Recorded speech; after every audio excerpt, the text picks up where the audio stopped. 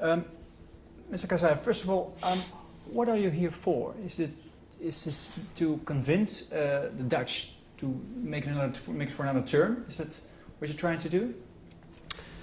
I'm here to express, first of all, the gratitude of the Afghan people for the help that the people of the Netherlands have given to us in the past 6 years.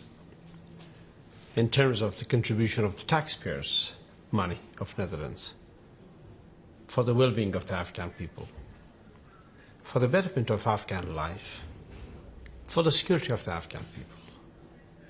And more important than that, I'm here to express immense gratitude. That's it? And thankfulness. But you're not going to convince, let me finish my sentence. For the contribution of the soldiers of the Netherlands, for the life that they have sacrificed in Afghanistan for our people, to share our sorrow for the loss of that life, and to express our gratitude for the contribution that they've made to the Afghan people. One reason. Second reason is to inform the people of the Netherlands of what their contribution has achieved for us in Afghanistan, and by extension for the security of the world, and also to continue on that assistance for Afghanistan so that we eventually, with your help, will be on better grounds and on our own feet. So you're convinced in 2 years it'll be over for the Dutch? I mean, you didn't try to convince our minister to... No, I didn't do that this time. I didn't speak of asking for contributions of troops beyond 2 years. On this first trip of mine, I'll be concentrating more on trying to explain the situation and on expressing gratitude. I'm sure the Netherlands will continue to help Afghanistan in one form or the other, even after 2010. And that's something that we will talk about later on, maybe on other occasions. Okay. You talked about the loss of life of the Dutch soldiers. I'd like to show you one question that some people ask you.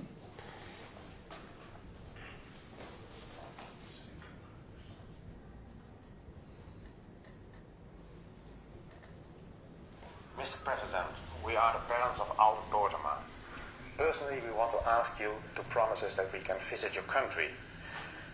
We want to visit the place near Dira Wood where our son Aldo died at the 12th of January. That is very important for us to go over there. It's very important for our healing process.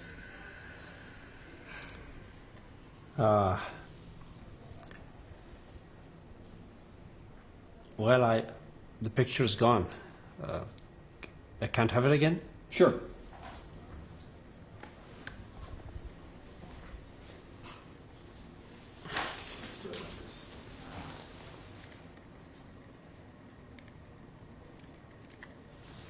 Mr. President, we are the parents of Aldo Tortema. Personally, we want to ask you to promise us that we can visit your country. We want to visit the place near Dira Wood where our son Aldo died at the 12th of January. That is very important for us to go over there. It's very important for our healing process. Well, sir, ma'am, well, the picture's gone again, but anyway, let me continue. This was a very touching remark.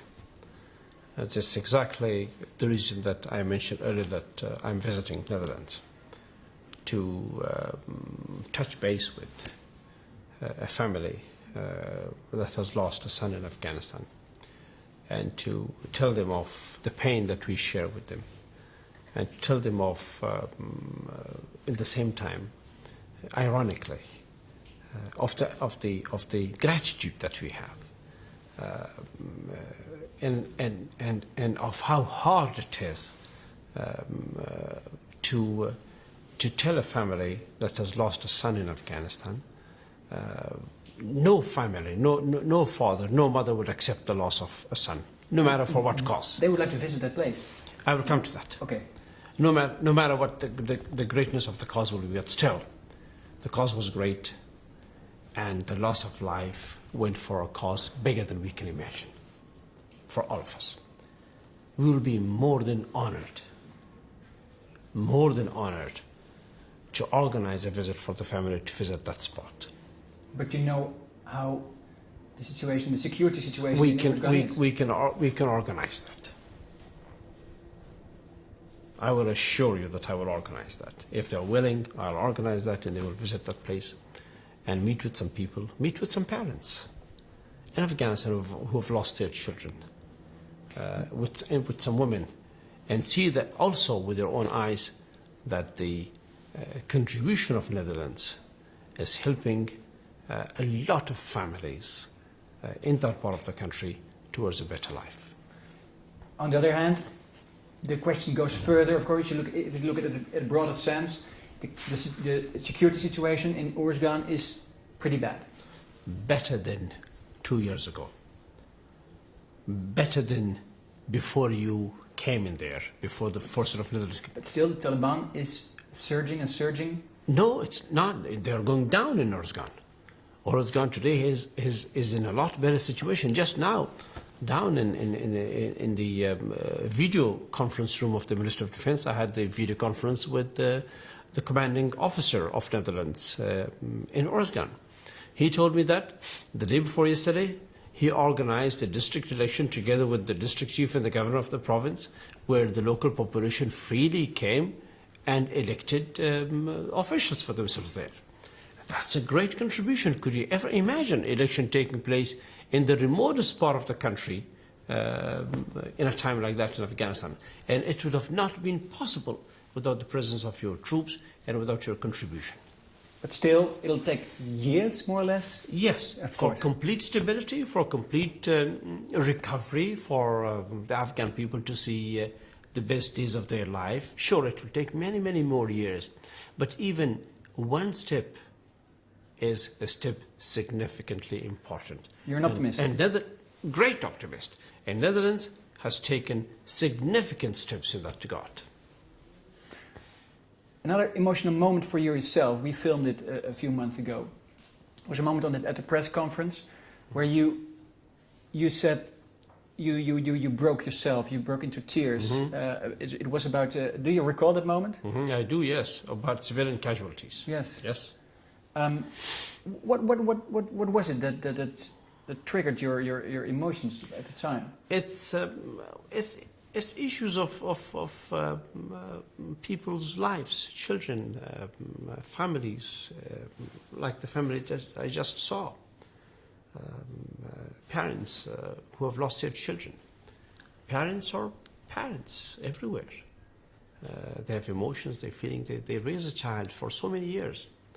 But that particular moment you thought about a girl, a specific girl? I thought about a little girl who was about at that time 3.5 years of age, who was wounded in a bombing against the Taliban, completely paralyzed, and the entire family was killed. 18 members of the family were killed. Father, mother, everybody. Only the grandfather was alive, and this little grandchild was alive. The rest of the family was completely gone.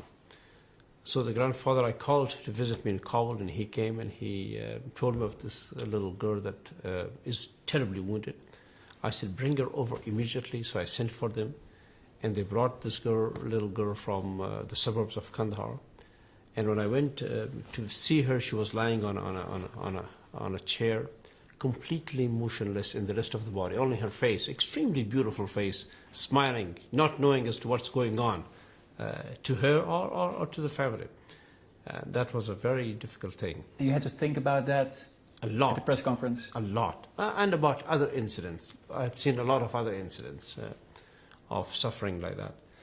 I'd like to show you another, André, another part. It's an Afghan refugee who came to Holland decades ago, who has a question to you as well. Yes.